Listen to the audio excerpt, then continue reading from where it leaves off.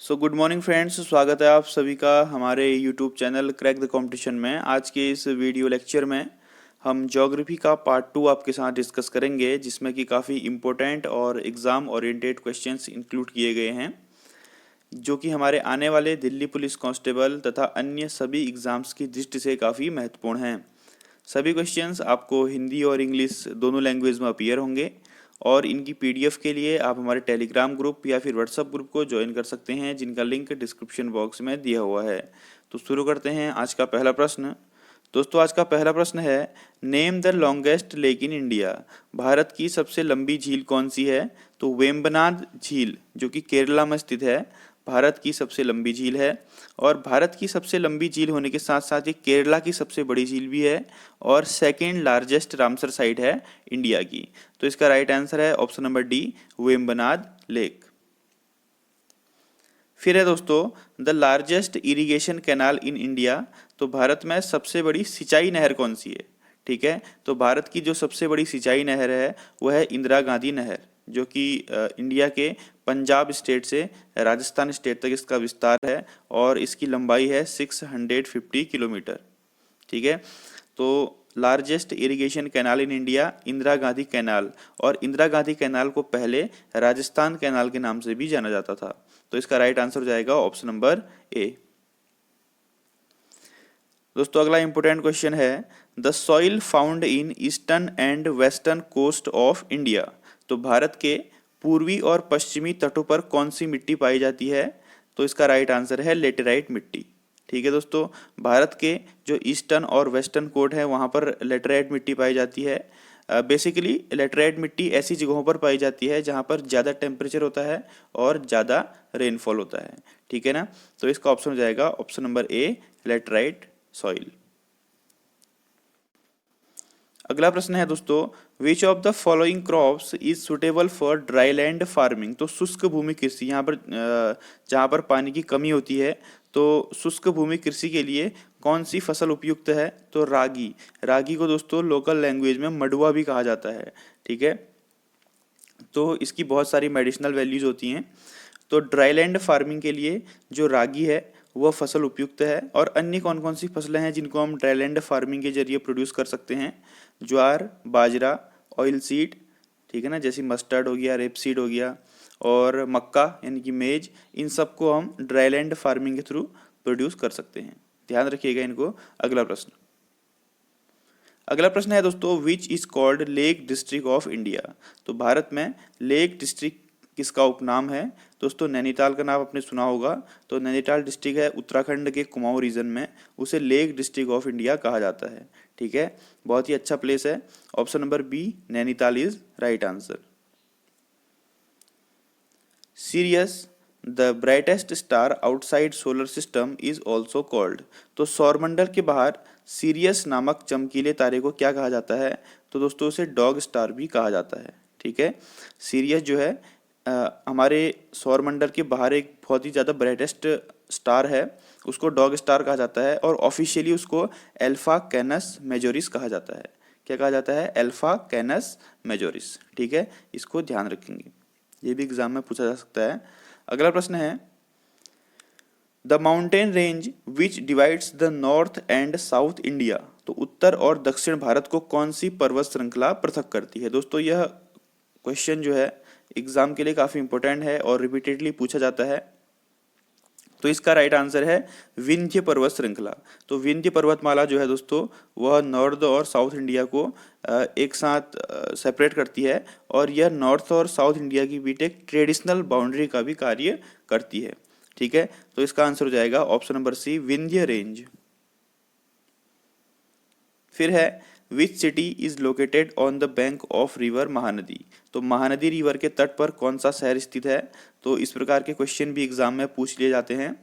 दोस्तों, कटक जो कि उड़ीसा का एक शहर है, वह महानदी के तट पर स्थित है। अब प्रीवियस वीडियो में आपको बता चुका हूँ कि महानदी कहाँ से ओरिजिनेट होती है, तो इसका आंसर आप मुझे कमेंट बॉक्स में लिख के बताइए कि महानदी का उद्गम स्थल कहाँ से होता है, या महानदी कहाँ से निकलती है।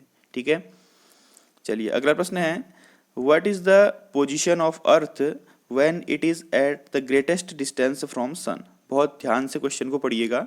पृथ्वी जिस समय सूर्य से सबसे अधिक दूरी पर होती है उस स्थिति को क्या कहते हैं? तो उस स्थिति को दोस्तों एफिलियन कहा जाता है। क्या कहा जाता है उसको? एफिलियन। और इस कंडीशन में अर्थ जो है वह सूर्य से 152 मिलियन किलोमीटर की दूरी पर स्थित होती है। 152 मिलियन किलोमीटर की डिस्टेंस पर होती है एफिलियन की कंडीशन में। तो इसका आंसर हो जाएगा ऑप्शन नंबर बी। दोस्तों अगर आपको वीडियो अच्छी लग रही है तो प्लीज़ वीडियो को लाइक ज़रूर कीजिए। चलिए अगला प्रश्न है जो कि बहुत ही इंपॉर्टेंट क्वेश्चन है। Radio waves transmitted from the earth are reflected back to the earth by which layer of the atmosphere. तो जो हम पृथ्वी से रेडियो तरंगें भेजते हैं तो वायुमंडल की किस परत से टकराकर पृथ्वी पर वापस लौटती हैं, ठीक है, जिससे कि हमें रेडियो ट्रांसमिशन में हेल्प मिलती है। दोस्तों आयनोस्फेयर यानी ये आयन मंडल में जाकर टकराती हैं और वहाँ से क्या होती हैं? रिफ्लेक्ट बैक हो जाती हैं, वापस आ जाती हैं, जिससे कि हमको रेडियो कम्युनिकेशन में हेल्प मिलती है। तो इसका आंसर हो जाएगा ऑप्शन नंबर डी, आयनोस्फेयर या फिर आयन मंडल। अगला महत्वपूर्ण प्रश्न है which one of the following industries is known as sunrise industry. तो निम्नलिखित में से इन जो ऑप्शंस हैं इनमें से कौन से उद्योग को सूर्योदय उद्योग या सनराइज इंडस्ट्री कहा जाता है? क्योंकि लगातार ग्रो कर रही हैं तो इसीलिए इसको सनराइज इंडस्ट्री कहा जाता है। तो दोस्तों इंफॉर्मेशन एंड टेक्नोलॉजी या आईटी सेक्टर को सनराइज टेक्नोलॉजी इंडस्ट्री कहा जाता है। अभी यहाँ पर ऑप्शन में सिर्फ इंफॉर्मेशन एंड टेक्नोलॉजी है। अन्य कौन कौन से उद्योग हैं जो सनराइज इंडस्ट्री की श्रेणी में आते हैं? फ्यूल प्रोडक्शन, ठीक है ना, फ्यूल प्रोडक्शन और पेट्रोकेमिकल और फूड प्रोडक्शन और आईटी सेक्टर, ये सभी सनराइज इंडस्ट्री की कैटेगरी में आते हैं। तो इनको ध्यान रखेंगे, एग्जाम में पूछा जा सकता है। दोस्तों अगला महत्वपूर्ण प्रश्न है which of these islands are located in the Arabian Sea. तो इन ऑप्शंस में से कौन सा ऐसा द्वीप है जो कि अरब सागर में स्थित है? तो लक्षद्वीप आइलैंड जो है दोस्तों, ठीक है, लक्षद्वीप आइलैंड जो है वो अरब सागर में स्थित है। तो इसका आंसर हो जाएगा ऑप्शन नंबर सी। फिर है which of the following continents has the smallest land area.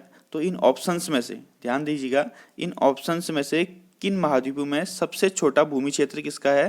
दोस्तों वैसे तो ओवरऑल देखा जाए तो ऑस्ट्रेलिया सबसे छोटा कॉन्टिनेंट है और एशिया सबसे बड़ा कॉन्टिनेंट है, लेकिन इन ऑप्शंस के हिसाब से हम देखें तो यहाँ पर सबसे छोटा लैंड एरिया किसका होना चाहिए? यूरोप का होना चाहिए, क्योंकि यूरोप जो है वो सेकेंड स्मॉलेस्ट जो है कॉन्टिनेंट है, ठीक है। ऑस्ट्रेलिया स्मॉलेस्ट है और उससे पहले यूरोप आता है। तो इसका आंसर हो जाएगा option number A, Europe has the smallest land area. अगला प्रश्न है the Khardungla pass is associated with which mountain range. तो खारदुंगला पास है दोस्तों वो किस पर्वत श्रेणी से संबंधित है? खारदुंगला पास आता है काराकोरम रेंज में जो कि लद्दाख में स्थित है। तो इसका राइट आंसर क्या हो जाएगा? Option number A, Ladakh. ठीक है दोस्तों, काराकोरम रेंज में आता है खारदुंगला पास, ध्यान रखेंगे। कौन सी रेंज में आता है? काराकोरम रेंज, जो कि कहाँ स्थित है? लद्दाख में स्थित है। अगला है the kharif cropping season is from. तो खरीफ की फसल जो है वो कब से कब तक होती है? तो दोस्तों जून में बोई जाती है और सितंबर में काटी जाती है खरीफ की फसल, जैसे कि बाजरा, जौर, मेज, राइस या फिर पैडी, ठीक है ना, सोयाबीन और माइलेट यानी कि जो मोटे अनाज होते हैं उनको खरीफ की फसल कहा जाता है। दोस्तों भारतीय फसल तंत्र के ऊपर मैं एक सेपरेट वीडियो बना चुका हूँ, आप उसको देख सकते हैं, सजेशन में मैं आपको दे दूंगा और लिंक डिस्क्रिप्शन में डाल दूंगा, तो उसको आप जरूर देख लीजिए, क्योंकि उसमें ऐसा है कि कौन कौन सी फसल खरीफ, रबी और जायद में आती हैं, उनका सेशन कब से कब तक होता है, तो वो इम्पोर्टेंट है। तो इसका आंसर है ऑप्शन नंबर सी, जून से सितंबर में। फिर है दोस्तों NTPC is a central public sector enterprise in which sector. तो एनटीपीसी का फुल फॉर्म होता है national thermal power corporation limited. तो यह किस क्षेत्र से संबंधित है? तो यह विद्युत या पावर इलेक्ट्रिसिटी से संबंधित है दोस्तों, ठीक है, इलेक्ट्रिसिटी जनरेशन से संबंधित है पावर। अगला प्रश्न है which is the largest peninsular river in India. तो मैं इसको आपको काफी बार बता चुका हूँ, तो इसको आप मुझे कमेंट बॉक्स में आंसर लिखिए, ठीक है ना। और इसका एक उपनाम भी है गोदावरी का। चलो इसका राइट आंसर है गोदावरी, और गोदावरी इज ऑल्सो कॉल्ड वृद्ध गंगा। क्या कहते हैं इसको? वृद्ध गंगा भी कहा जाता है।